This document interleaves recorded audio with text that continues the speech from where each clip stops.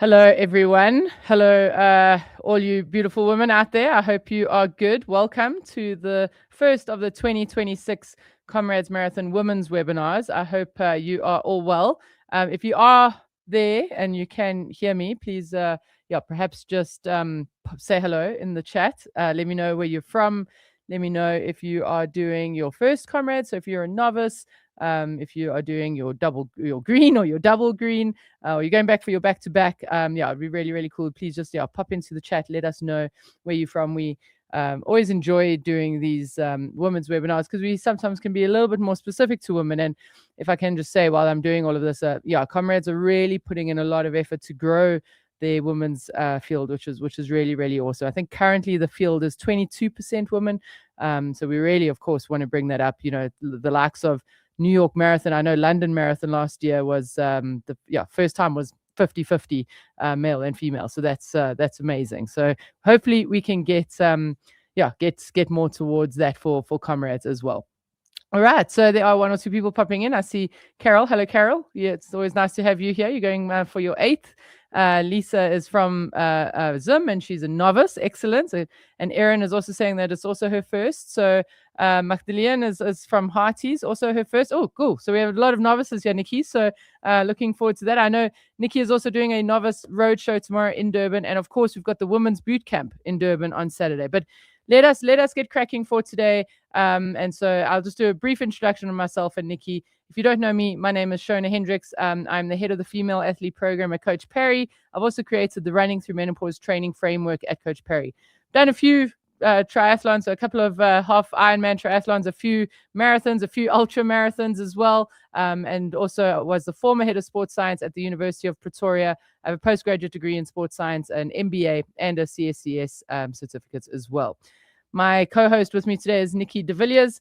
I'm sure those of you who have been around Comrades, although there are a lot of novices here, if you don't know, Nikki graduated as a dietitian at the University of Pretoria and completed a postgraduate diploma through the IOC and has a master's degree in dietetics.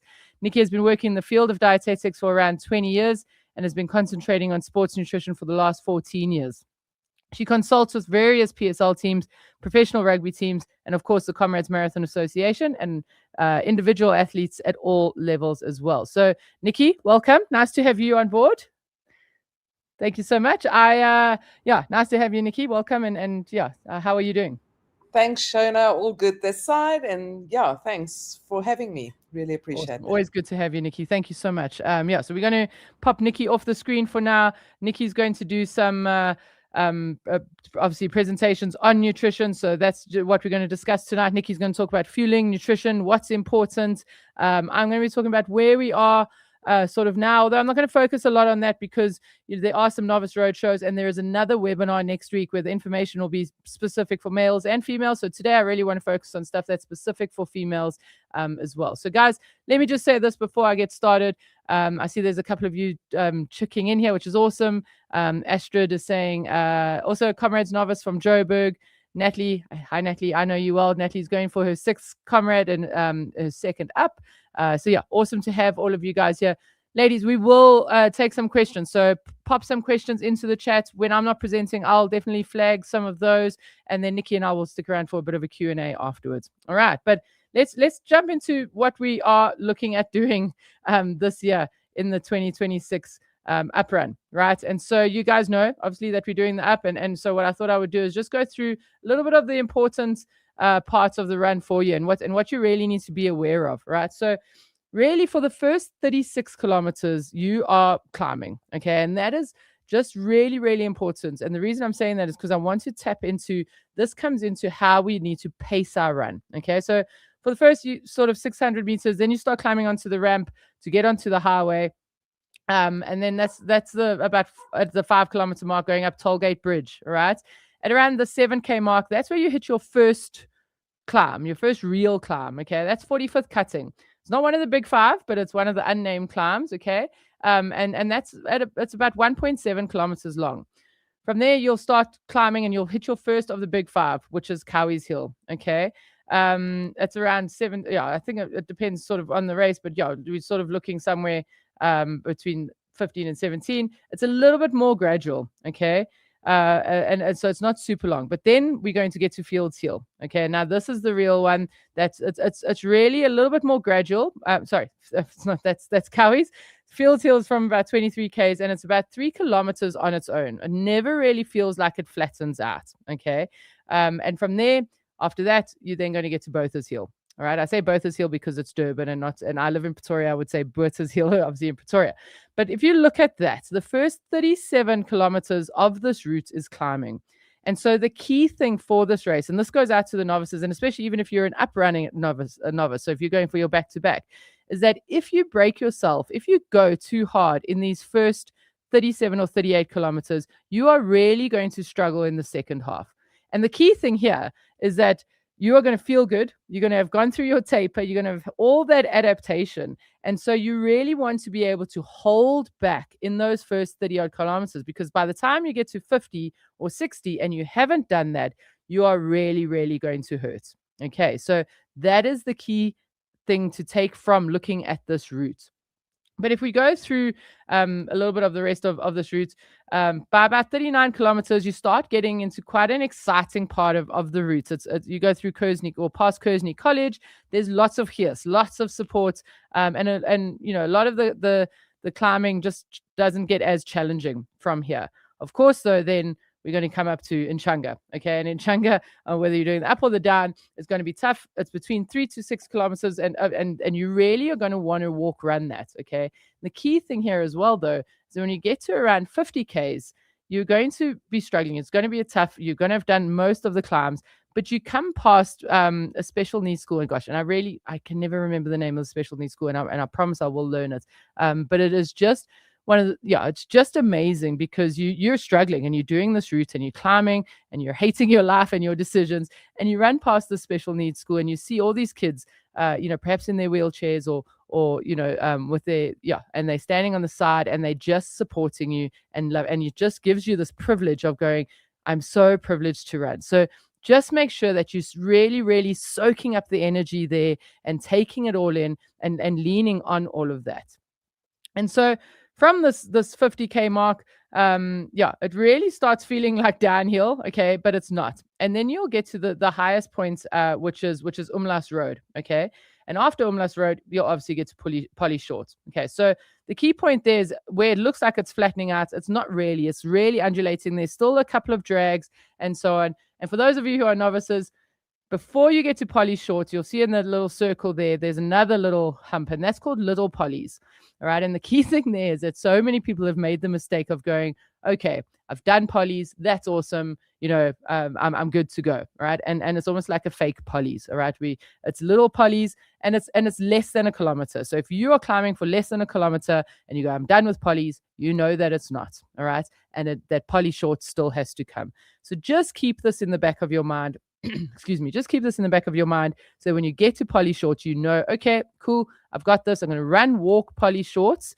And then from there, obviously from the top of Polly's, it's normally like a nice gentle down towards the finish line as well. Okay, so I just wanted to go through that route in a little bit more detail for you so that you have a little bit of an idea of how to tackle that and what to look out for, especially for all the novices, and whether you're back-to-back novice as well, being an up novice as well. Okay, so what does that have to do with some of your training? And there's two things I wanted to focus on here. So the one is looking and focusing on your long runs. Okay, so obviously, what we generally try to recommend is we are recommending that you do 2 to 3 long runs in your build up. Okay, so that is runs that are longer than 42 kilometers and longer, and those have to include your qualifier.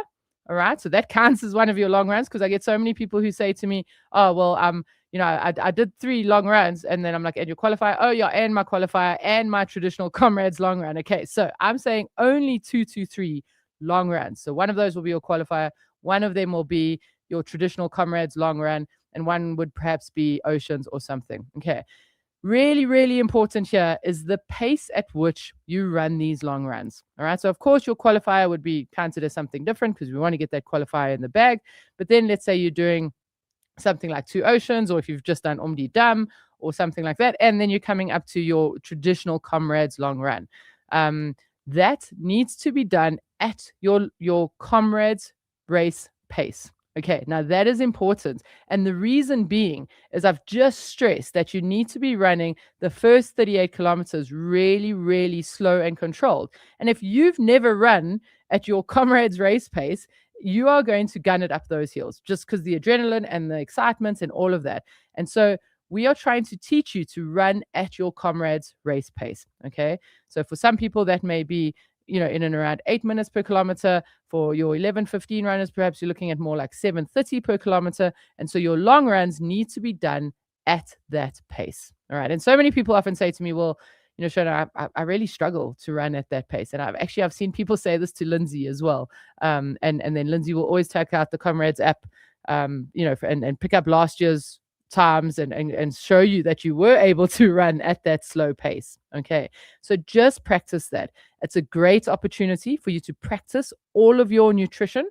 Nikki is obviously going to talk about all of that now as well. And so just use those as dress rehearsals. They are not there to test your fitness. Okay. You're running these at your comrades race pace, not to see how fast and how hard you can go. And the reason for that as well is that we need you to recover from these efforts. When we run longer than, 30, 35, 40 kilometers, our body takes a lot of strain and we need to recover from those efforts. And so if you're running those a lot easier, you will be able to then get back into training a lot sooner, hopefully by the Tuesday, Wednesday after that. But if you run too hard, you are going to have to take a week off for recovery. And so I'd far rather you do some extra training than run one hard effort and not be able to train. The risk then, of course, is if you don't take that recovery, you risk injury and risk not even getting to the start line. What if you, before we do that, what I also recommend for these long runs, and because I say they're like a dress rehearsal, create a checklist. Okay. So treat that like as if it was your comrades race day. So go into that going, okay, I am going to make sure I've packed my socks and my bra and my cap and my sunglasses. And I'm going to put Vaseline here, here, here, and here. And I'm going to have my Vaseline on the side. And I'm going to have all these different elements. And the reason for that is that come your comrades morning, you are going to be so nervous and stressed and rushing. And that this way, you've at least done a checklist. You can pack that checklist with you, or you can also use it to pack if you're traveling to Durban, of course, as well. It's just a great little trick and checklist to have with you before so morning of the race, you go tick, got all of these things, and you don't forget a thing. And so what if you're doing something like Two Oceans? This is a great, Two Oceans and Comrades are generally quite far apart. I generally don't like people to race both of them unless you are Gerda or any of the faster elites out there, just because they are just their bodies are so much more prepared for these. And so if you are running Two Oceans, I would recommend that Two Oceans is your longest run in the build up to Comrades. And then when you do your traditional Comrades long run, so closer to mid-Mayish, that you then would do 40 to 45 kilometers for that run. Okay, so treat Oceans as your longest run. We love Oceans, and for the most part, I don't think the general Comrades runner doesn't need to be doing more than 50 kilometers, but of course we love Oceans. And so that's my favorite race. And so we definitely recommend that you do it. But one, get it done at your Comrades race pace, and two, make sure that you getting enough recovery in between, and that you're then only doing 40 to 45 kilometers for your traditional Comrades run. All right, let's just tap into a couple of female-specific things. And you might have seen this quote go around the socials, right? And Dr. Stacey Sims is well known for some of her work with female athletes. And I do enjoy this quote because it attracts attention. Okay, you're not a small man. Stop eating and training like one. And so really the main difference between males and females is our sex hormones. Okay, we have a menstrual cycle, men don't. And of course, those hormones react differently. Okay. But a lot of what's going on social media is going to tell you that you need to train differently, or that you need to be training specifically to your cycle. Okay. And that's why I like to put that quote up, because a lot of people are like, oh yeah, I've definitely followed this and I've seen this on the socials. But really there is no there is no concrete evidence in the science to say that if you do strength training in the first part of your cycle, that you are going to have more benefit. So the biggest thing is that we don't like to have a blanket approach. The other thing I don't like about where we tell females that we should be, training specific to our cycle, is we tend to lose out on the progression of all of the training, right? So if you're only running for 2 weeks of your 4-week cycle, as an example, what happens to the other 2 weeks? All right. So that's one of the other concerns I have, is that we just don't have that continuity. And then lastly, every female is completely different, right? I know females who have a usual 28-day cycle, but I also have worked with females who have a 36-day cycle. I work with females who have an IUD, and so they can't monitor their cycle. And so really it comes down to here that it's not a blanket approach. Okay. More research is definitely needed into ensuring that we're not just saying to women, you must train to your menstrual cycle. Please make sure you do the X, Y, and Z. Okay, but what can we do? So every woman and every female is different. Everyone is going to have a different cycle. Everyone's going to have different symptoms. And so I would highly recommend that you start tracking those symptoms daily. So track how you're feeling. Are you feeling fatigued? Do you have a headache? Are you bloated? Are you sore? What are the different symptoms that you have? What is your flow like? Is it light? Is it medium? Is it heavy on different days? How tired are you? And try and note those trends for yourself, so that, let's say, you start to realize that over time, on day 2 of your cycle, you are actually quite tired and you have a really, really heavy flow, which means that if you look ahead into your program and you see, okay, well, next week, Tuesday, I'm actually going to be on day 2 of my cycle and I'm supposed to be running hills. You could then, if you have a coach, you could obviously speak to your coach, but if you don't, you could maybe just make that decision for yourself and swap sessions around and go, well, instead of going out and running some hills on that day when I know I don't feel great, I'm going to do an easy run or a cycle or something like that. And so that's really the key thing here, is to start making that work for you based on trends that come across for your own cycle and how that works for you. All right. Let me just say this, that I think everybody that I know wants a magic pill, right? If I could give you a pill that made you finish Comrades, and I think a lot of people would do it. If I could give you a pill, and I know this for sure, that would give you all the strength that you need in terms of not having to do any strength training, people would do it. All right. And I know what I'm about to say is people aren't going to really, really like it. And the magic pill, or the silver bullet for me, for females in particular, is resistance training. Okay. And the reason I say that is I feel like you're buying one thing and you're getting a couple of things for free with strength training. And let me just explain that. I mean, I know I'm being stereotypical here. Okay. I mean, that women love a special or a sale. I mean, I generally do. Okay. Let me just be honest with that. So you go in somewhere and you buy something and you're getting a thing for free. All right. My boyfriend has often said that to me, where he's like, okay, but you do realize you have to spend money to get that other thing for free, right? So we still have to spend that money. And that's how I regard strength training, because you still have to give something. If you don't enjoy strength training, you still have to give something, but you're going to get aspects and benefits almost for free. And I'm going to go through what those are now. So first things first, strength training. You're going to buy something. You're going to pay for it. Okay. You're going to have to work at it. And you're going to be able to get injury prevention or reduction of injuries, or you're reducing that risk of injuries as one of the benefits. Okay. You're also going to improve your running. You're going to become a better runner by not running more. And you're definitely going to be improving your Comrades time. And the third aspect here is that you're going to be building your bones, working on your lean muscle mass, and really preparing for the future or longevity. And so let's go into those in a little bit of detail. Okay, so injury prevention, or reducing the risk of injury, as we like to say more. So running is it's a compounding sport, right? We land on the ground and it's cyclic. It's right, left, and it's hard on us. And so we need to ensure that the joints around our muscles and around our legs and our bones are strong enough in order to sustain us for the load that we are going to be doing. As you all know, you are probably in peak, and you should be in peak Comrades training time, right? I mean, this is it. This is where you're really picking up the mileage, doing a lot of work. And what you want to be able to do is be able to do all of that training, right? Your success comes from being consistent in running. And how are we consistent in running? As we ensure that we're not getting niggles that keep us out of running for 2 days or 3 days. So we want to ensure that we have something to do that. And strength training helps us get stronger so that we can sustain that constant right-left load on our body. With regards to the female in particular, our female biomechanics are slightly different to men. Okay, as an example, one of the things is that we have slightly wider hips, right, for obvious childbirthing biological reasons.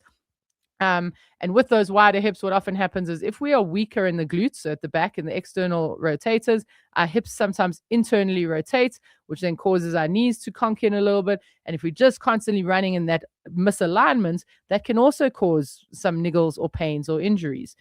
If we use some resistance training and just strengthen that hip girdle, what happens is the hips get a little bit stronger at the back and that internal rotation doesn't happen as much. Knees don't necessarily conk in, and we're able to sustain those loads of running a little bit more. Okay. So that's one of the aspects. So there's your first one, right? We're going to pay for strength. The first benefit you're going to get is the reduction of injury. The second benefit you're going to get is that you're going to become a better runner. Okay. It's proven over and over and over again that strength training or resistance training reduces fatigue. Okay. And what is Comrades, right? I'll never forget, Lindsay always speaks about his dad was a very, very good Comrades runner. Of course, he's a gold medalist Comrades runner. And he said to his dad once, I just always feel broken around 65 to 70 kilometers in Comrades. And how do I fix that? And his dad was like, well, the key is to try and just push that where you feel like you want to die, just later and later and later. And strength training is one of those aspects. It pushes your ability to fatigue or your resistance to fatigue later and later and later. So they did a study on 10,000 meter runners. One group did strength training, one group didn't. The group that didn't do strength training finished well behind in a 10,000 meter track race than the group that did. Okay, so you just become more fatigue resistance. Okay, so it improves that resistance to fatigue. And so you really, really want to do this because it's going to help you become a better runner without running more. Okay. And so I love that. And let me not remind you that we want to get up these hills. Okay. So the first 37 or 38 kilometers is a lot of climbing. And the climbing doesn't necessarily stop there, but you want to be able to finish the distance of that, but also have the strength to get up those hills as well. So we've paid for strength training. We've got injury prevention or reduction of injury as our first freebie. And our second freebie, we've got an improvement on our Comrades time. The third freebie, as I mentioned, is really preparing for the future. Okay. And what am I talking about there? So the first thing is that we start losing lean muscle mass, as early as our 30s. Okay. So there's the steady decline of just losing lean muscle. All right. So if you don't do anything, it's just going to start going down and down. As we get towards our 40s, that continues to be linear and we lose more muscle. But then as we get towards our 50s, that becomes quite exponential and it drops. And that loss of muscle happens quite quickly. Okay. And that's maybe why you feel like you are, that you're struggling to keep up with the times, that you feel slow all the time, or you feel like you can't run as fast as you used to, or that you can't recover as quickly as you used to. And it's really one of the main reasons is because we're losing this lean muscle. Let me use this picture of a factory over there to explain this to you. So think about this factory. This factory has always had 1,000 workers. These 1,000 workers need to create 1,000 cell phones, as an example. Or let's say 10,000 cell phones. But over the years, they start losing some workers. Okay, so they go from 1,000 workers down to 800, down to 600. But those 800 and 600 workers are still expected to make and create 10,000 cell phones. They are going to be more tired. They are going to be slower. They are going to need to work a little bit harder. Okay. And so what we need to do is ensure that we're keeping the workers there. You're asking your body to do the same amount of work with this less workers, essentially. Okay. And so that's the first aspect. The second aspect where we're talking about preparing for the future is if we talk about osteoporosis, right? And why is this important, right? And really, more women suffer from osteoporosis than they do from breast cancer. And I'm not trying to fearmonger here, but I just want to give stats is that we get taught so much and spoken so much about, looking after and making sure we're going for checks so that, we're avoiding all the different cancers. But really, like, the lifetime risk of breast cancer is 15%. The lifetime risk of hip fractures, which has a high mortality rate, is 17%. And so we need to start looking after our bones. We start losing 0.4%, so nearly 0.5% of our bone mass every year from the age of 28. Okay, I'm 41 now, and so that's quite a scary thought for me. All right, and so we just start losing that, and that loss rate starts increasing through our menopausal years and can go anywhere between 4 to 6% per year. Okay, so it's a lot. All right, and so let me just give you a picture. I like to think in pictures specifically for this. So think at age 28, you invested in the house, right? Your house and the structure of your house is your bone structure. If we're losing 0.4% a year, by age 48, you have essentially lost 8% of your house. Okay. If we continue that through the perimenopausal years and menopausal years, by age 52, you could have lost a third of that house. So think about that in terms of just structure of your own body. And so, one, we want to be better comrades runners. We want to ensure that we are doing more as a comrades runner and getting our times and getting our PBs. But we really, really want to be preparing for the future. Because I don't know about you, but I want to be running well into my 50s, 60s, beyond 70s, and be running until I actually can't run anymore at all. And so that's why I wanted to raise these points that are specific for females around, what is so important.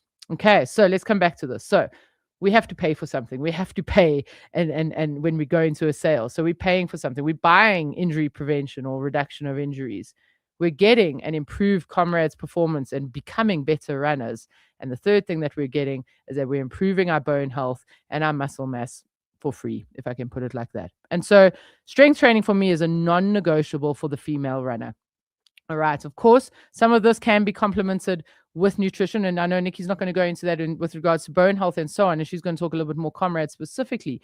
But this is really, really, really key. And so what's strength training? Everyone's like, what is it? Is Pilates okay? Is yoga okay? What should I be doing? And what we're looking for is resistance training. So you need to be pushing your body against a form of resistance.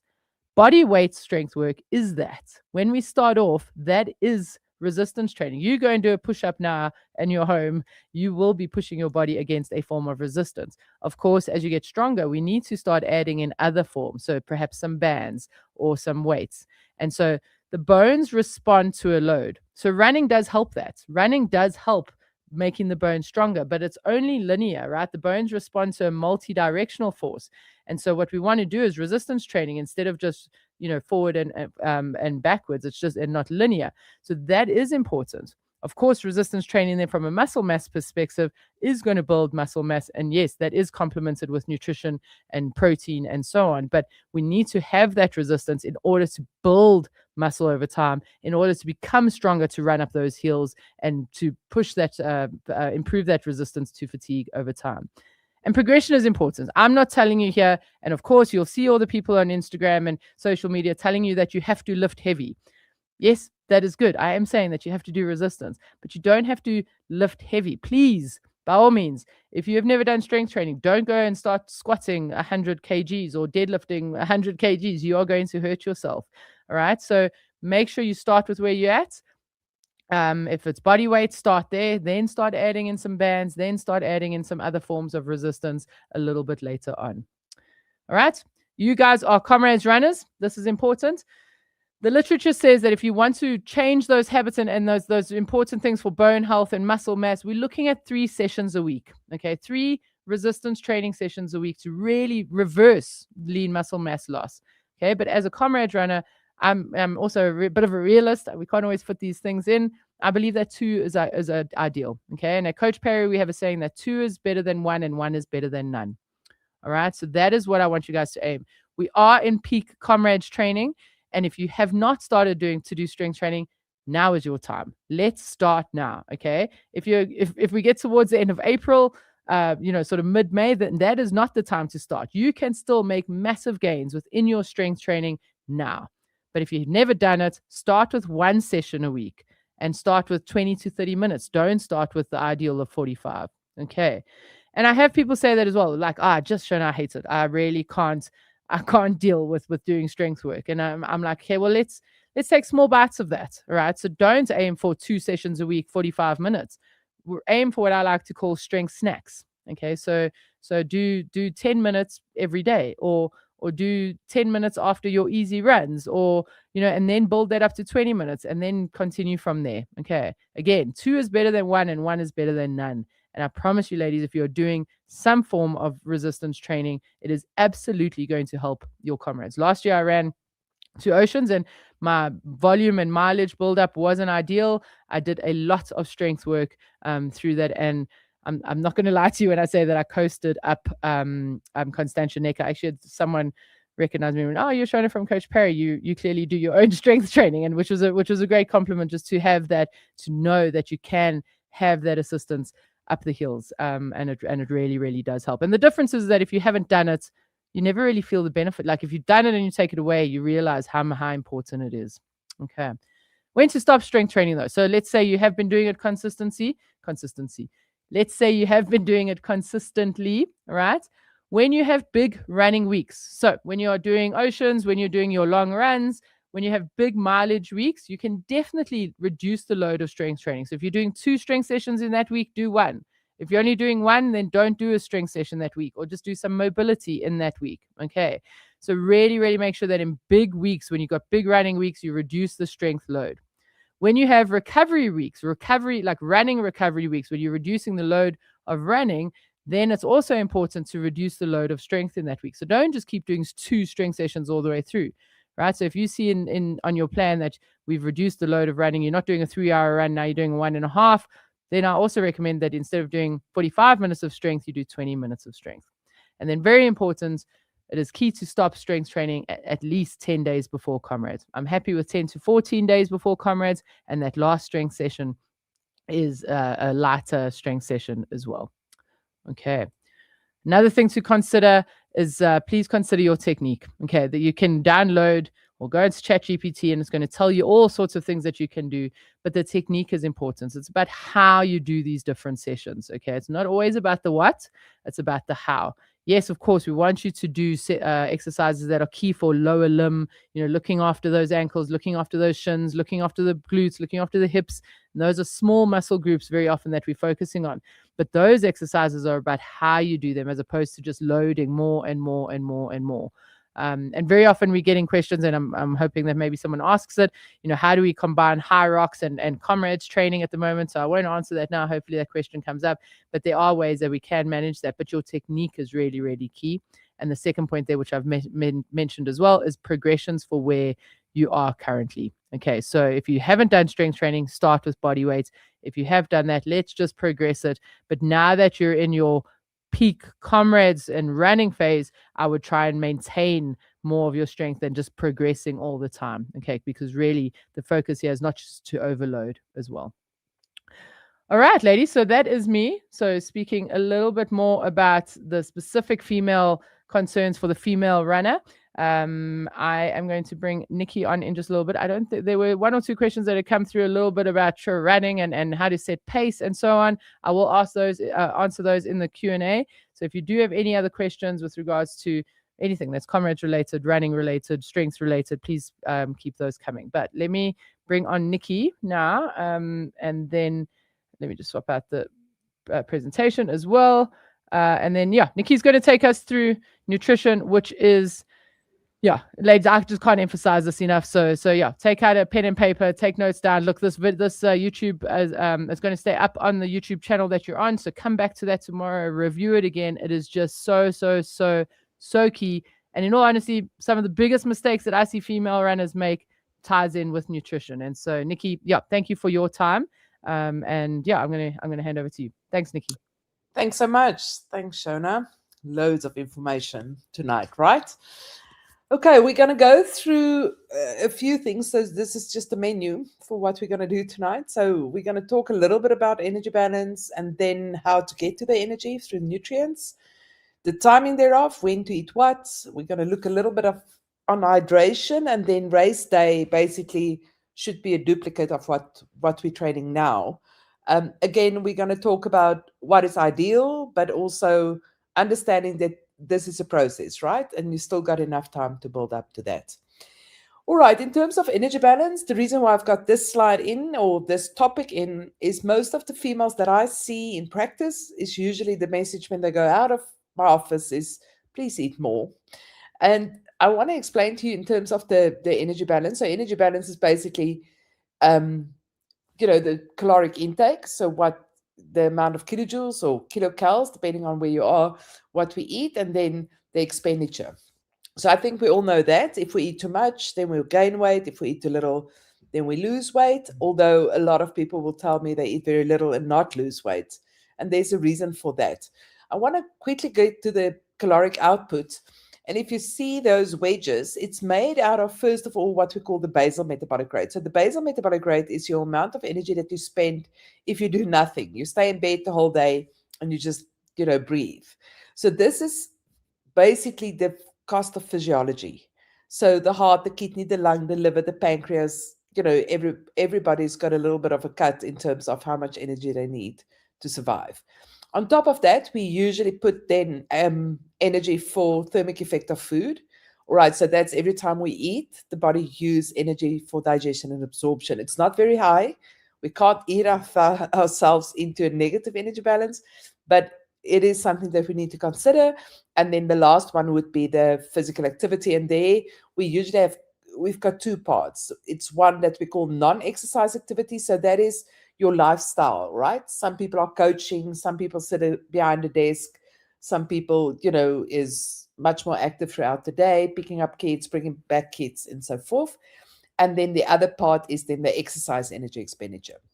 So I don't want to make it too complicated, but what I need you to understand is if we count all those together, we need to eat enough to basically balance that. And if we talk about the caloric intake, on the other hand, we can then start fighting, should I eat more? Because your training is more, right? So therefore the energy output is increased, and especially now as you build up volume. So then we need to fight about, should it be carbohydrate, protein, and fat? And that I'll talk about. The other one that's not on there that also contribute to energy intake is obviously alcohol, which we're not going to really discuss in that great matter. But what I want to bring under your attention here is if you then say all that caloric output, your account for energy in a day, say, is 2,500 kilocalories. But now we're only eating 2,000 because we're constantly aware that we don't want to pick up weight, or some of us want to actually lose weight. But if that basal metabolic rate, so what the body is going to do from what you eat, the 2,000 or 2,000 what you're eating, it's going to pay the bill for your running and that food bill and your living expenses. It's going to pay that first. So whatever then is left after that account is paid, that is going for physiology. So often then, if we eat too little or we train too hard, like sometimes in some of you, it will be that the training increase, but we're not increasing food intake. What then happens is the body has less energy available for physiology. What then happens is there's a cut in the budget for all the things. So the heart gets less, the liver, the kidney, every little organ system, every department gets less.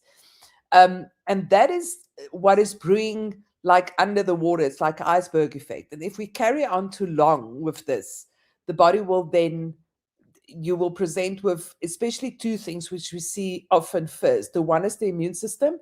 So now we get sick easier or sooner. So it's not that eating too little will make you sick, but if we eat too little and we're amongst people that's sick, we get sick easier. So there's a compromise of the immune system because the immune system get quite a big budget cut.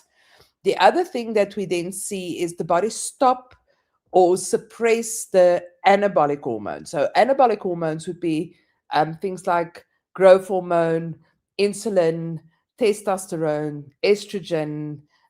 So those kind of hormones is suppressed because the body doesn't want to make more muscle, especially because muscle costs a lot of energy. So it will then suppress that. That you will feel in your recovery a bit, but you guys are used to running when you're tired, and so you will see it also in the adaptation. So that's often where I feel, but I'm training and training and training, and I'm doing strength training and I'm doing all these things, but I don't see more muscle, I don't get more muscle, I don't see improvement. And that is because the hormones that's supposed to feel that improvement is suppressed because we're just not eating enough. So I think my first message therefore is then make sure you eat enough. You can work out numbers, you can, get it on the internet and so forth. But I think the one thing is to understand that if you run 10 Ks longer on a Saturday, it does cost more energy. I think some of you are so used to running. Remember, all of us started by just running 5Ks and then 10. And it felt like a marathon to you. And you thought, how am I ever going to get past this? Now, if there's a 10K on your training program, it's, oh, yay, that's quite a light day. And therefore, I'm not going to eat because it doesn't, I can do this in my sleep. It still costs the energy. even though you think it's easy. The body still need to use energy to run. All right. So that's the first message, is please, please make sure that you eat enough. How would you know that? Usually in changes of weight. So if you are maintaining your weight, you're properly in an energy balance. If you are picking up weight, you're either eating more than what you spend, or your expenditure has dropped, right? So I'm not training that hard. If you're losing weight, you're eating too little, or you're running too much for what you're eating. And that is usually quite, I mean, as females, we're always like quite keen on this, right? If I'm lighter, I run faster, I feel better, and so forth. But always remember, it's at the cost of something in terms of physiology. It never comes for free. So make sure that if you want to lose weight, lose it at the right time, and don't restrict all the time to lose the weight. So feel your running. If we don't do this right, what's going to happen? There's going to be situations where there's nutritional deficiencies, okay, because now we're not eating enough food, so you're not getting enough of the nutrients. And especially if you start cutting specific food groups. Now we cut the whole dairy group. And as Shona said, the dairy group has got calcium that's important for bone. But we think because there's so much kilojoules in a glass of milk, I'm just going to cut the milk as well. So especially if you do that, there's a lot of nutrient deficiencies. If you eat a very low starch diet, then sometimes there's a magnesium deficiency. So we need to look into that. So there will be effects on health, but also on physical performance. And one also very pertinent thing that is written underneath this all is the psychological troubles. So we start feeling a little bit blue. I don't want to say depressed, because depression is a quite serious disease, right? But you start, everything is a little bit more effort, everything is a little bit more, not worthwhile, and wonder why I'm doing this, and negative about yourself. So that sometimes also appears if we eat too little. It can also lead to eating disorders, where we become really obsessive about everything that we spend and everything. So we're on the watches all the time. We're on the labels all the time on the other side. And we try to match this, thinking, 100% of the day, what am I going to eat now? What am I going to eat? I'm not supposed to eat this. That kind of noise is not normal, right? So you need to look into something that can help you to just dampen that noise. Poor bone health, as Shona explained. So calcium is important. There's a lot of nutrients that's important, but the most important for bone health is you need to eat enough. So if you don't eat enough kilojoules, then the bone health will suffer. And the other thing that we can obviously see is menstrual dysfunction. So if you are skipping periods, then it's not a good sign. It's not oh yay, Kate, look at the bonus I get for training hard. That it's not. All right. So it is very important that if you start skipping periods, you are eating too little, and we need to look at it. Or one of the aspects can be that you eat too little. Okay, so I spoke about the depressed mood and the irritability, impaired immune function I spoke about, and then tiredness. So going through these months of training, you will always probably be tired, but there's excessive tiredness as well. So the tiredness, you wake up tired, you go to sleep tired, you're miserable most of the time. Just check your intake, and if you can't, maybe up it a little bit and just see if you can get out of that hole. All right, so now we need to talk, where does the kilojoules come from and how much, right? This slide will give you indication. Obviously, you're not going to remember the numbers, but I wanted to illustrate for you how much it costs. So if you're running at about 6.3 minutes per kilometer, the expenditure is usually 42 kilojoules per kilogram per hour. And then if you weigh 55 and you run for an hour, that session will cost you around 2,300 kilojoules. And if you're 65 and you run for an hour, it will cost you about 2,700. So those are the numbers, all right? And then obviously if you run faster, the energy expenditure is much, much higher. Circuit training at the bottom, that would be your strength training session, all right?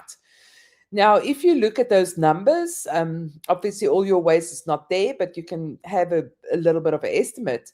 And you consider that one slice of bread contains 285 kilojoules on average. It means that it's about 6 to 12 slices of bread per hour of running.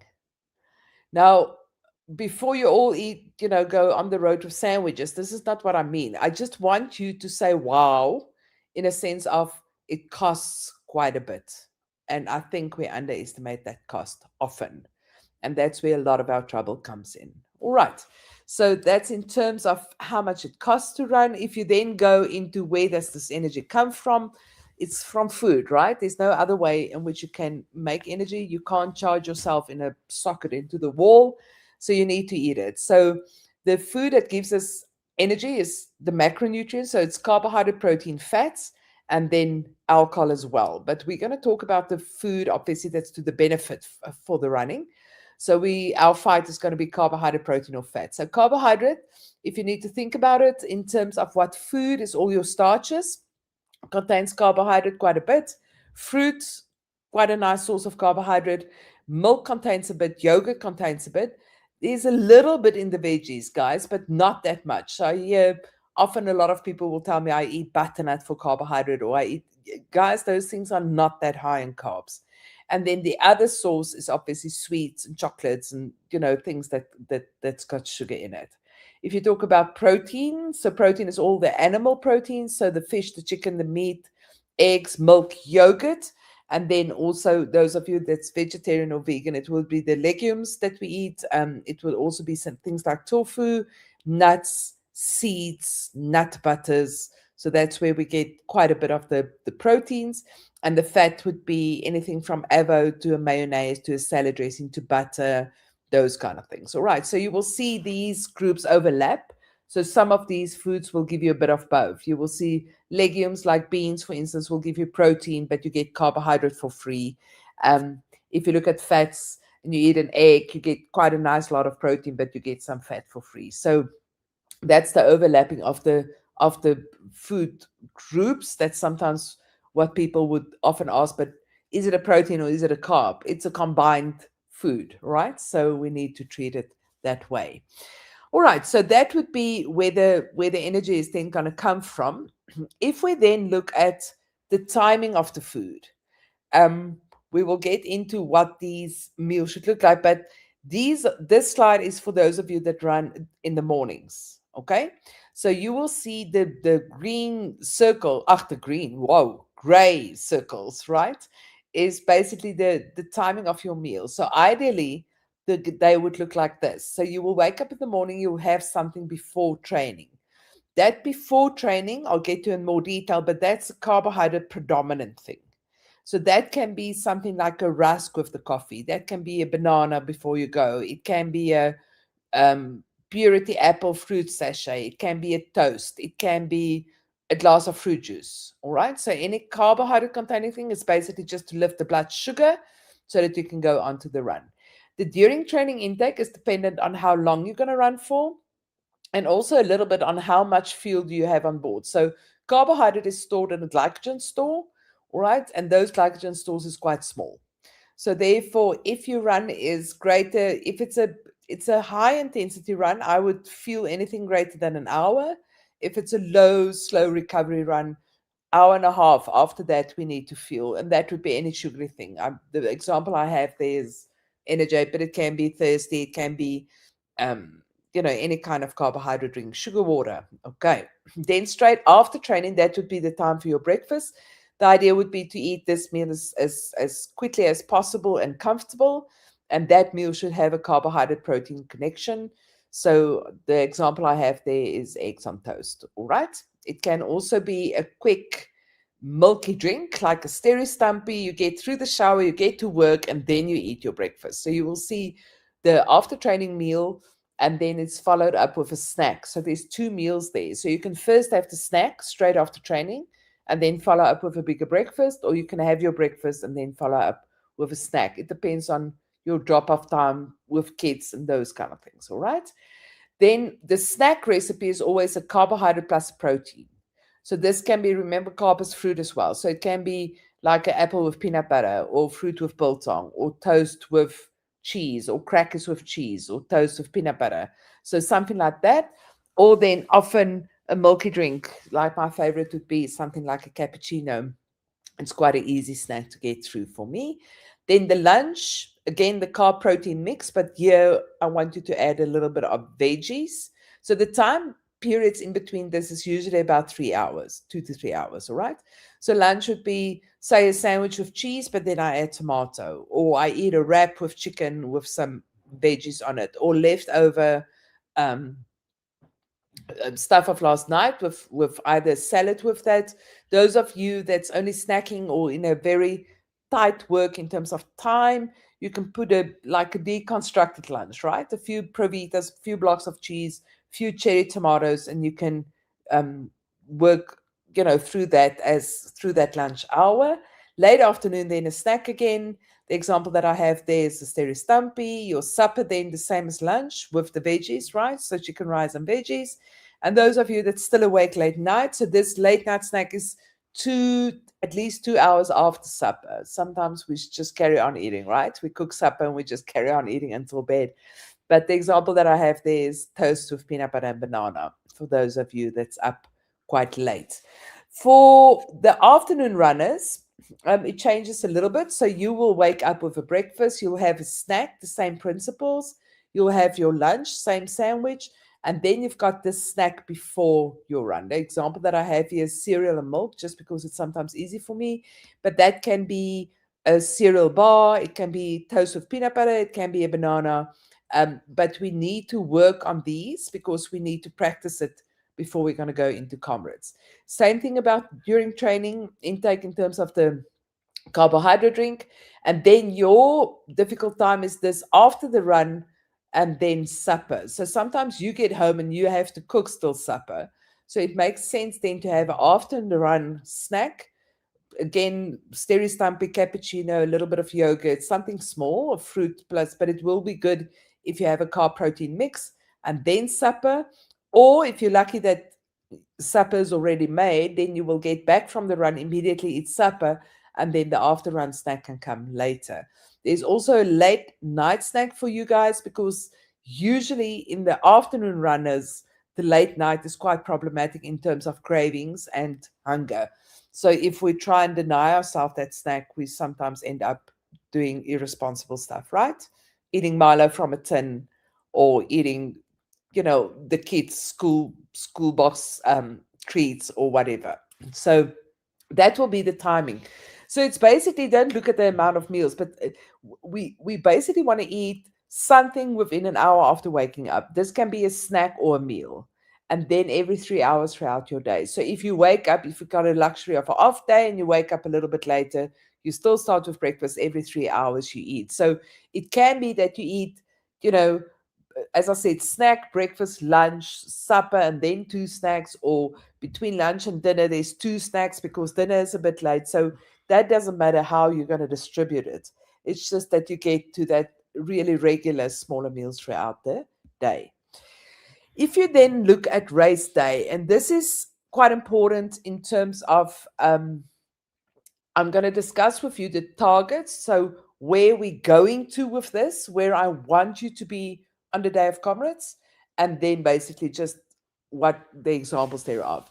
So what we're trying to achieve is before the race, and this is all about gut training, and this is what you need to train. So the carbohydrate target or recommendation is that if you're going to eat 2 to 3 hours before you run, the carb content should be 2 to 3 grams per kilogram body weight. I will give you an example just now what it looks like.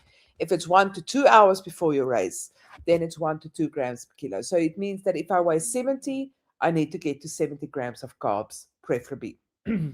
It doesn't have to be all in one meal. So if I say 1 to 2 hours, so say, my race starts at 6 and I'm up at 4 because I still need to travel and so forth. From 4 o'clock up until the race start, then I must take that 70 grams of carbohydrate. So I want you to be able to tolerate that. I want you to be able to tolerate fluid intake. So it's usually 1 to 2. I'm talking more 1 to 2 hours because I think that's where most of us are doing. It's hardly ever that we're up that early. So 1 to 2 hours before 3 to 5 milliliters of fluid over the next 2 hours, right? The urine should be quite a pale color before you start.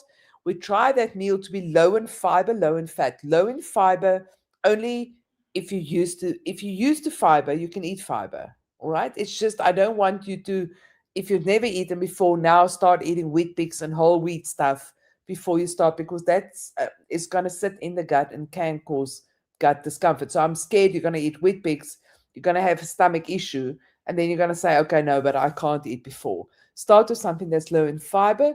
The protein you can include, it's not a big issue, but understand that protein stays in the stomach for a little bit longer.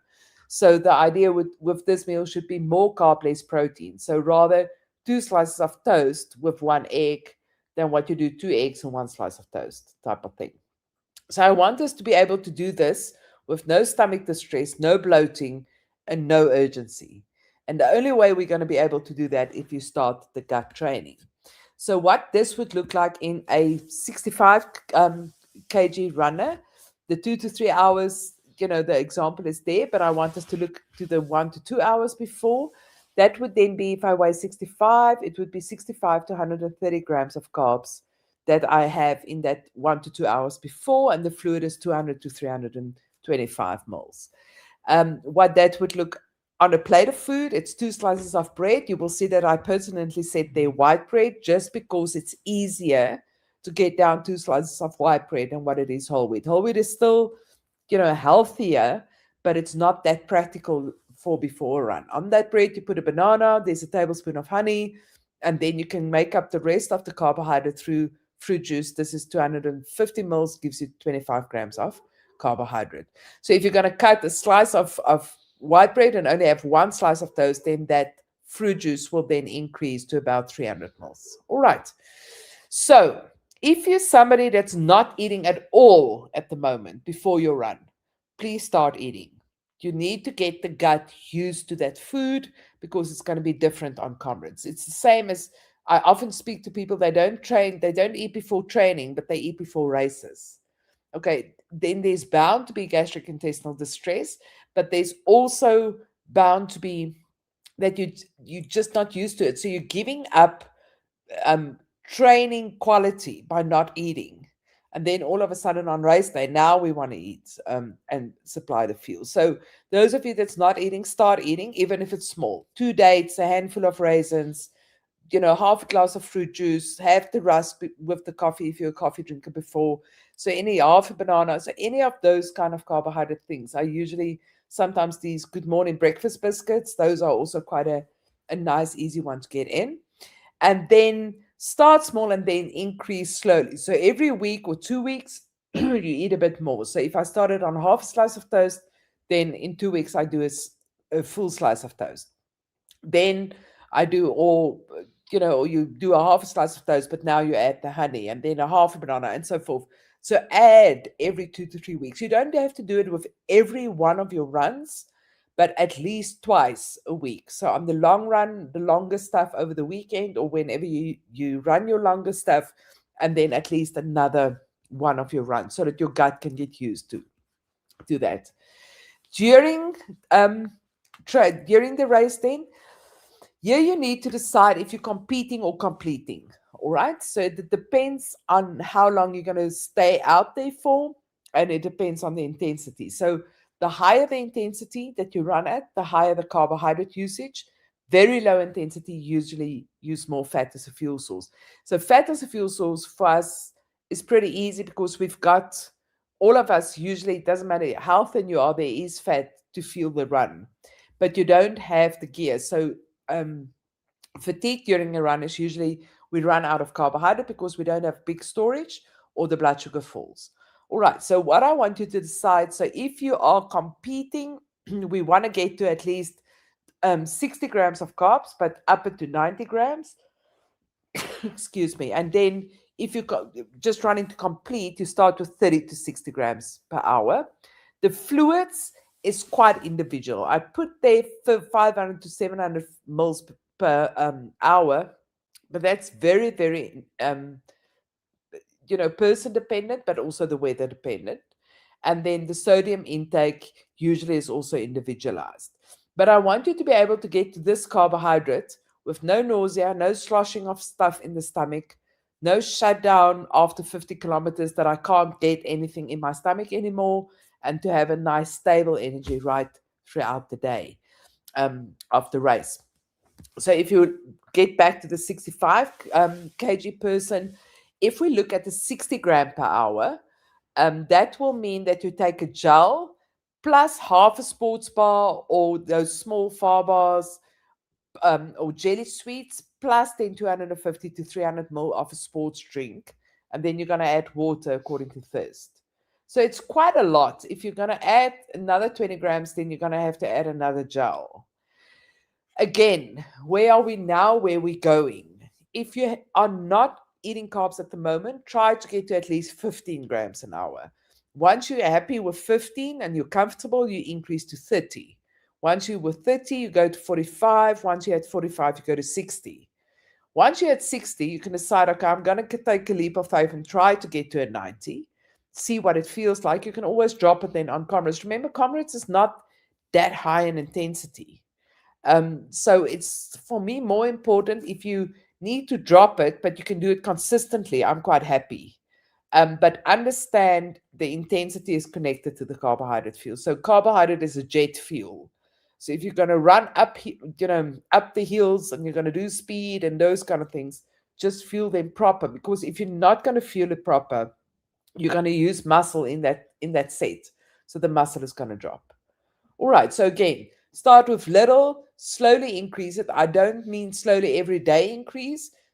Stick to it for a week, and then the next week you up it again to double that. And that double that the study shows if you eat all at once or do 2 feedings an hour, doesn't really matter.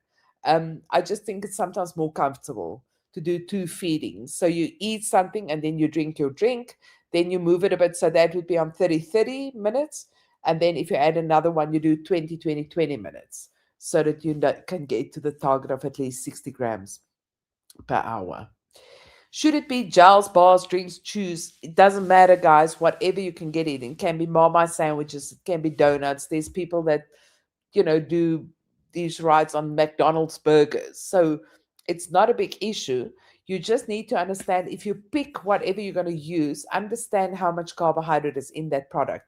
So if you're going to do all your carbs that you need, 60 gram an hour, and you're going to do it through sports drink, it means you're going to have to drink about 800 to 1,000 milliliters of it.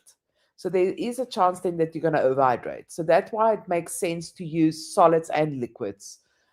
Some people do just solids, and then the liquids is all water. It's not a sports drink.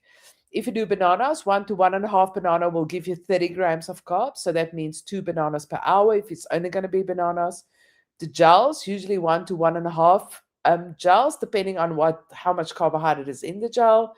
You sometimes these days get gels with already a 60 gram of carb in it. You can do chews, you can do jelly beans, you can do energy bars.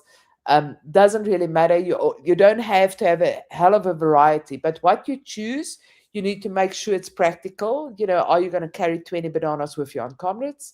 You need to make sure that the taste of it, if you can't finish a marathon currently on what you're using, you're not going to finish Comrades on it, right? If by the fourth gel you want to vomit from it, you need to find something else to alternate with, right? So the idea would be to start early, to be consistent and be flexible. Don't wait until it's necessary to take these things, because if you're going to wait until it's necessary, it is very difficult to get it in, because then there's usually a time of dehydration.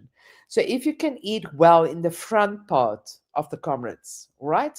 Then usually when you get to the back part, there will be a time that you feel I cannot eat anymore. And it's okay then, because you had a front part that was well fed. You can lay off a bit for maybe 10, 12 Ks, and then you can start eating again. All right. But it's like Shona spoke about the pacing of this. And in that front part where you're not killing yourself, maybe you should spend a little bit more effort in terms of eating in the front part so that you can cruise home in the back part. Fluid intake is individualized, so dehydration can decrease performance. And the problem with dehydration is as soon as you're dehydrated, there's less blood going to the stomach, and therefore the absorption rate of the food also decrease. So that's where some of the nausea comes from. Do not confuse fluid with fuel. So a lot of people these days is on electrolyte drinks, but the electrolyte drink does not contain any sugar, and we think it's fuel. It's not fuel. It is just water, all right? So do not confuse those drinks with fuel as such. And you can figure out your sweat rate in a sense that see how much weight you're losing in your training runs and then determine how much you actually need per hour. The bold way to do it is just to look at basically the color of the urine. So if the color of the urine is nice, light and straw color, then you're usually well hydrated. If it's much darker, then it is a problem. And then afterwards, okay, so recovery on the day of the Comrades doesn't bother me that much. I wish upon all of you that you can eat as soon as possible, and because you will feel better once you've eaten something, but sometimes it does take a while to get some food in. But this recovery is much more important during your training runs, all right? So the idea is to begin immediately with recovery, so as soon as what it's comfortable and possible. Work on then getting a carbohydrate in. So the carb usually is 1 to 1.2 gram per kilo. Remember, again, if I weigh 60, that's about 4 slices of bread, right? Protein, 25 to 40 grams. So that would be about 2 to 3 eggs. And then the fluid, 1.2 to 1.4 liter per kilogram of body weight that you've lost. So the goal is with this is we usually talk about the 3 R's of recovery. Refuel, that's the carbohydrate. Rehydrate, that's the liquid. Repair, that's the protein. In that order of importance. Refuel. So if I must choose one of this, then you rather choose carb than what you choose a protein shake as such. And then you carry on throughout the day with the target. So you then follow up, like I said, that meal timing, right? Then you follow up in 3 hours and 3 hours and in 3 hours. Carry on with that. So with the recovery for the 65 kilogram runner, I gave you immediate recover goals here at the bottom.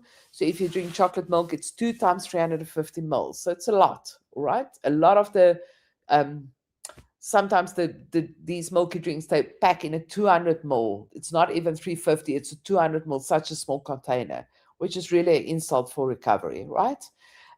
Or you can do, if you don't want to drink that much liquid or milk, then you can do one of the Stereo Stumpies and then, or combined with a peanut butter sandwich.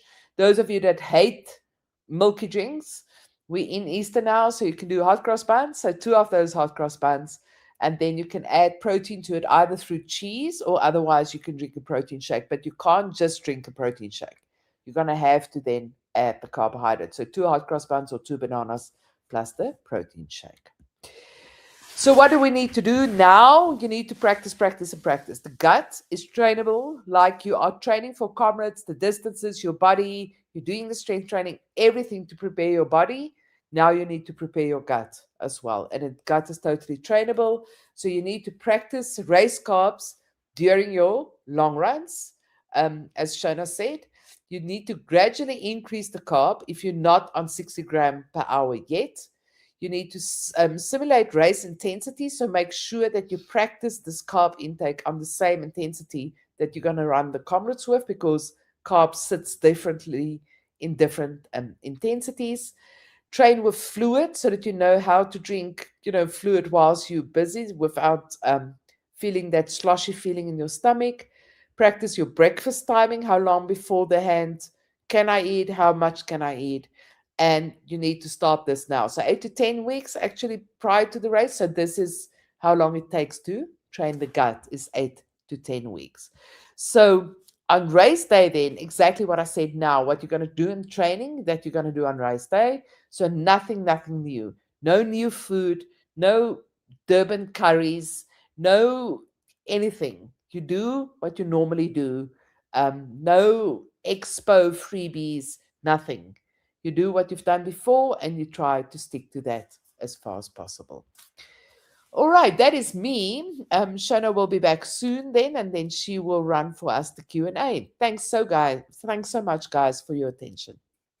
Brilliant, Nikki. Thank you so much. There are a couple of questions that have come through, but I really think you hit the nail on the head on so much there as well, that you answer so many people's questions. Let me ask the first one that came through, and it's comes a little bit with I guess I'm going to extend her question. So she's mentioning here that I've gained a lot of weight, but I'm no longer getting injured and I recover easily. So that's a small win. but I feel like I'm very big and I'm worried that the weight will slow me down. So how do we balance if we're feeling like we need to lose a few kilos in this time between now and Comrades? Is that something that we should be looking to do as well? Shanna, that's always a difficult question if you don't have more detail, but I think one should be very careful. So if you're going to try something to lose weight, you need to understand we're going to aim for a weight loss of about 250 to 300 grams per week. I think that is so nothing that's going to make you lose 5 kgs in a week, because then you're messing it up badly. And in order for us to lose that 250 to 300 grams per week, it's literally cutting maybe, I would say, I'm talking about 100 to 200 kilocalories, because you guys are training, right? So you don't have to cut 500 kilocalories from food. And if I say that, it's literally having a spoon less of the starch. So you're still eating starch at supper. You don't cut it out completely, but it's one less spoon for lunch, one less spoon for supper, and then for breakfast, one less spoon of the oats. And that is how little it's going to take to make you lose 250 grams per week. And if you do it that way, I'm okay that you're doing it. All right. As long as the runs are fueled, you don't cut fueling during training to lose weight, because then you're messing up. If you're going to go restrictive more than that, or if you're going to aim to lose more than that, I think you're going to give up that nice feeling of no injuries. I'm not getting sick. I recover well. That on the day is going to be worth much, much more. If you stand along, next to the road and see who's running Comrades, it's not only thin people. There's a lot of people with excess weight running in front of you. So that's not the thing that's going to hamper you to achieve what you want to achieve. So therefore, I think tread carefully. Excellent. I love that answer. Thank you, Nikki. Let me just mention here, everyone, just in terms that there is another Comrades webinar, general webinar next week on the 1st of April. That is, again, with the head coach. I'm not 100% certain. I can't remember who you said is with us. But then the next women's webinar is on the 22nd of April. We will be discussing sports bras. We'll be discussing some pelvic health. We'll have a medical doctor with us as well. So, yeah, please just diarize those dates. Okay. Nikki, I'm going to ask you another nutrition question, and then I'm going to take a training one, excuse me. And this is with diabetics, and I'm actually quite interested to know as well. If someone is pre-diabetic, or how do they manage their sort of, carb intake? Should they be using less carbs just to avoid or GI stress? I guess that's a little bit less of the question that I'm looking for. But yeah, what are your thoughts around this one? Okay, so if you're diabetic, using less carb, there's no reason, unless you've been a diabetic for a long time and there's delayed stomach emptying, that there's neurological, nerve problems already, then you can lower the carb. But if there's nothing like that, there's no reason why you shouldn't absorb the carb at the same rate than anybody else. All right. So I wouldn't decrease carb for that reason. So in the diabetics, I will still use quite a bit of carbs in the diet. I will just make sure it's what we call a lower glycemic index carb. So usually the brown rice, the whole wheat pasta, those kind of things, that's not going to cost you that much insulin. And then usually when we run, guys, the insulin, if we're not diabetic, as soon as you start running and you run at a certain intensity, the body suppresses insulin completely. So it's as if we're all diabetics when we're running, right? Because the body does suppress that. So the muscle uptake of the carbohydrate is actually even higher than what the insulin would do if it was insulin driven. So therefore, the diabetics should not be scared to take enough carbohydrate during their run. What they can look at is you get different types of carbohydrate products. The one is a slower release, and the other one is a fast release. So the slow release is basically just the sugar drips into the blood, drip, drip, drip, drip, drip. Where the fast release, it's like you're opening a tap. But be careful, because the slow release carbs usually are those ones that makes us uncomfortable. If it's slow release, it means it stays in the gut for a little bit longer before it releases, right? And the stuff in the gut is what makes us uncomfortable. So if you're diabetic, go on a slower release carb, see if you can tolerate it, but still try and push to get to enough carbs.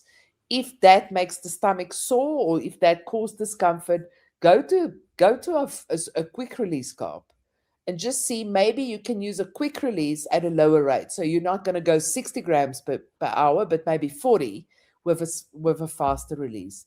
And that should be fine. And then the diet away from your trainings, that should be low GI. All right.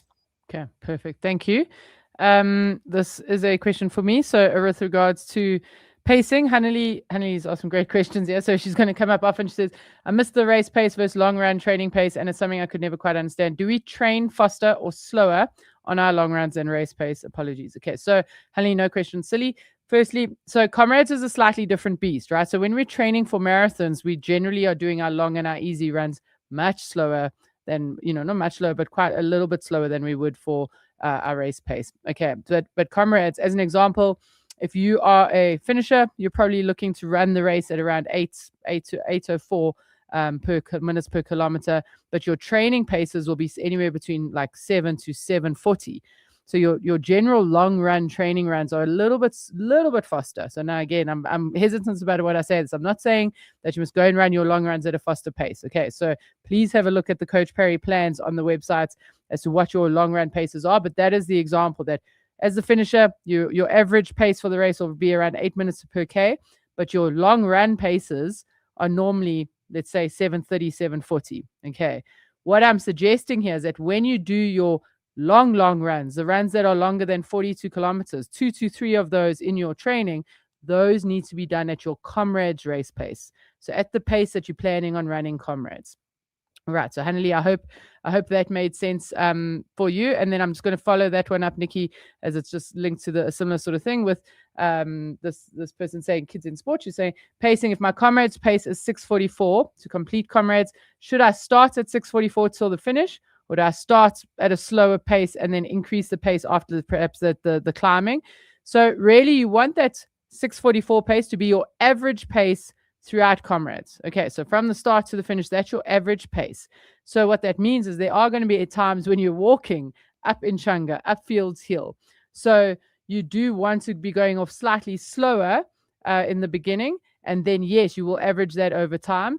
And the best way to do this is to come and chat to the Comrades or the Coach Perry team at the expo, and we'll be able to guide you exactly every 5, 10, 15 kilometers as to what your pace should be. But for the most part, there are going to be parts where you are walking and going slower than that average pace, which for the first 38 kilometers is likely going to be the case. And then, of course, when there is a little bit down or flat, yes, you will be going slightly faster than that average pace to then average your 6:44 or your 8 minutes per K or whatever the case is by the end of the race. Okay, but we take walking into account in that average in your 6:44. So just remember that as well. Okay.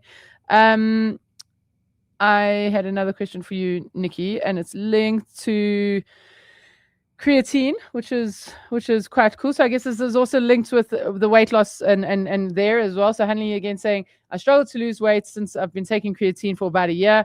She's got some good muscles, which is great. So she's built up. So again, as she gained muscle, she gained weight. Yeah, how can she sort of deal with this and with the creatine?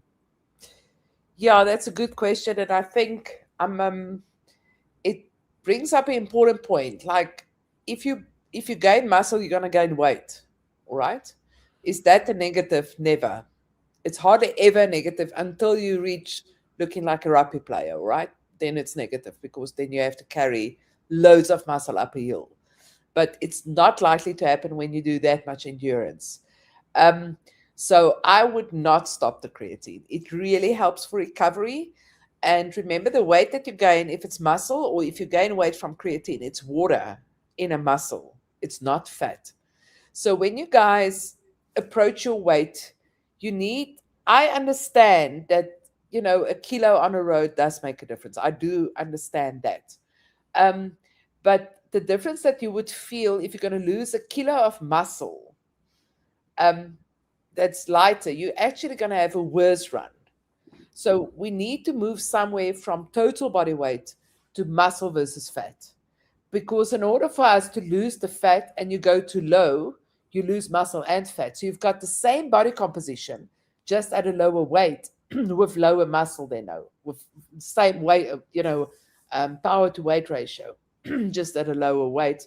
And that is not ideal. Never to lose muscle never is a good idea. All right. Not only for running, for metabolic health, for the way in which your body uses the carbohydrate, for the way in which your body uses the fat.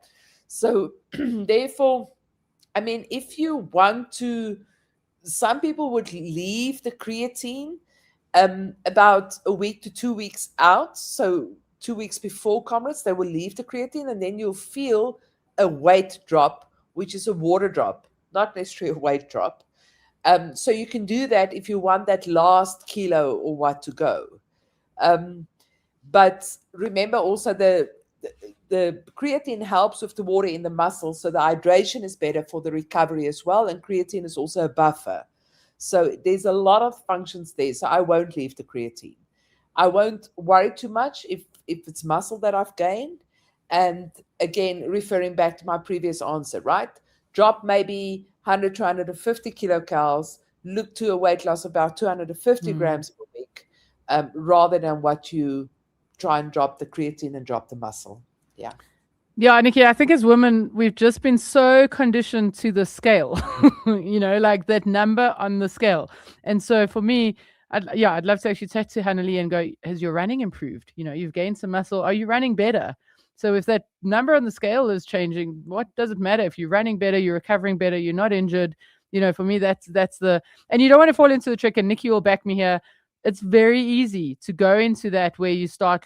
I was losing weight last year in the build up to Oceans, and I sat with Nikki and asked her the question, and I was losing muscle because I wasn't eating enough throughout the day. And so it's very easy to fall into that, guys. And so I was chuffed with myself because the scale number was changing, but when I actually went and did a body composition test, body fat was changing slightly, but so was muscle. And so I would just say, sorry, Nikki, just to back you up on that answer is, look at your performance. Look at how your clothes are fitting. Look at how, those aspects as opposed to that number on the scale. I just think as women, we've been so conditioned there. So, thank you for that. Letabo, this is a good question. And I am not going to give you the whole answer here because I'm not a medical physician. Okay, so she says, I've recently discovered that I have exercise-induced asthma. If I run 7 minutes per K, I start battling to breathe. How do I avoid this? What I would like to suggest, Letabo, was on the 22nd of April in the next women's webinar, we are going to have a medical doctor present as well. So I will give you my very like umbrella sort of answer, which is go and get that tested with a medical physician, right? So if they can measure and say that you have exercise-induced asthma, they will give you a pump to help you with that. Okay, and so you can get through your training and so on. But so tune in perhaps for our next women's webinar, where we're hoping we'll have Dr. Pat or Zondi. If we don't have Dr. Zondi, we will have another physician. But yes, perhaps go and get that tested. There are many centers around where you're living that can help you with that as well. Let me also just link that onto another medical question as well, if I can, that came through quite earlier. Just touching on menstrual cycles and periods, during training. Like what happens if your heavy flow day 2 that I spoke about is actually on race day? So there's not a hell of a lot that you can do. And again, I'm not a physician, but I do know that if you can speak to your doctor, some doctors are willing to prescribe, and if you are on contraception, to help you adapt your contraception to let that placebo week fall over race day. But again, please speak to your physicians about that specifically. Okay, so tune into the next women's webinar where we will definitely be tapping in onto some of those answers as well. Cool. I just see Hannah-Lee saying here that the running has definitely improved. So she doesn't even look at her weights anymore. So keep that up, Hannah-Lee. And I definitely agree with Nikki on the creatine. Keep it up with the creatine. Nikki, this is an interesting question. You did mention, you touched on this, like, almost having more solids at the beginning of a race. But Tatiana here is saying, running downhill, I feel my stomach gets hangry at me. So my question is, when is it better to eat? Going up, or it seems logic, but I want to understand if most people feel the same. So I'm guessing she's saying, she struggles to eat, or maybe her tummy gets a bit of distress running downhill. Yeah, it's just a movement of the stomach, right? So you need to eat when the stomach is basically where it's the most still. But coming back to anything is trainable. Absolutely everything is trainable. So you need to start. So the ideal would be, especially if you're a run walk type of strategist, to do the feeding during the walk, right? Because then the stomach is nice and quiet. But I would definitely, um, I struggle going downhill and eating. So I'm much better with uphill, but then I'm also walking uphill. So there would be a nice feeding zone. I don't know, you guys that's running uphill, it's probably also, if you're out of breath, you can't chew Mm, on stuff, right? mm. So I would definitely make sure that you train for it. As I said, for me, it's easier uphill because then I'm properly walking. Yeah. Yeah, perfect. Good. I also struggle and I'm walking uphill. I'm like you, Nikki. So no, so that suits me perfectly as well. So Hanneli asked Jazz, and I didn't include this in this talk because we did include it in the last webinar, but I'm going to bring it up again here. She's saying, I have trouble choosing between the bronze and the finishers program, currently following bronze, but here are some of her times. I just wanted to pop this up for everyone to see because this is a mistake that people make. So Honey, I'm just going to remove your question and I'm sort of change the slide here because if you follow the wrong comrades plan, right? So a lot of people go, oh, well, I think I can run 10 hours, but so they start following the 9-hour plan, or they think they can run 11 hours, or they know that in time they can maybe run 10 hours. And so they want to follow that plan. It's really, really important that you're following the plan for where you are currently. Okay. For me, I used to be in Bill Rowan shape. I definitely could not follow a Bill Rowan plan now. I would need to be following a bronze plan. Okay. So just to have a look there. So for you, Hanneli, I think you said your half marathon time was 2:10. So you're looking between a bronze and a finishers, but it depends. So 2:10 half, and your marathon time is not sub 4:30. You said 4:37. Yeah, so I'd follow the finishers plan, and you can then just perhaps sit sort of at the mid range of those paces, okay, because you are pretty much between the two plans. But ladies, it is really, really important that you follow the right plan for where you are. So I thought I would just put that up there, and you guys can, take a screenshot or pause the video later on to get that for yourself. Okay.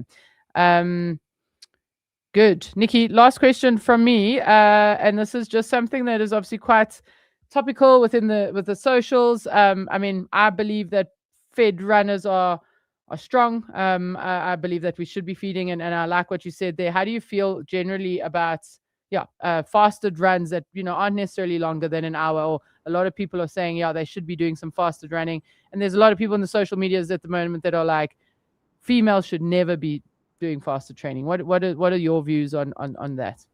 I agree with the last one. Yeah.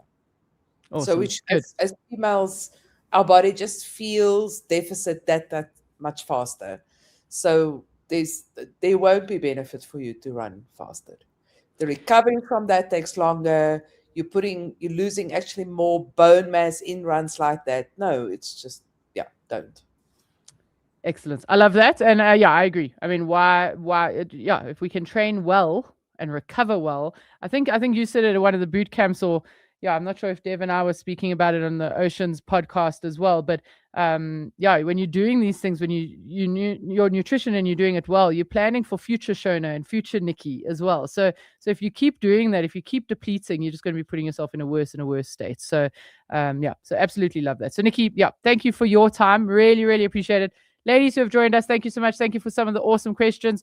Just some comments here that are coming up. I think, so here, agreeing with us. Fed runners are strong runners. What wonderful points. Really appreciate discussion from both a runner and a woman just existing in today's society. So thank you. Denise also saying thank you so much. This is very, very informative. Good, ladies. I'm glad you guys got a bit of value from it. Tune in to next week's webinar, which is obviously just a general webinar, but the next women's webinar is going to be on the 22nd of April. So keep an eye out on the socials for that. Nikki, thank you for your time and your points. Really, really awesome. Thank you, ladies. Have an awesome rest of your day, and we will see you guys all very, very soon. Thanks, everyone.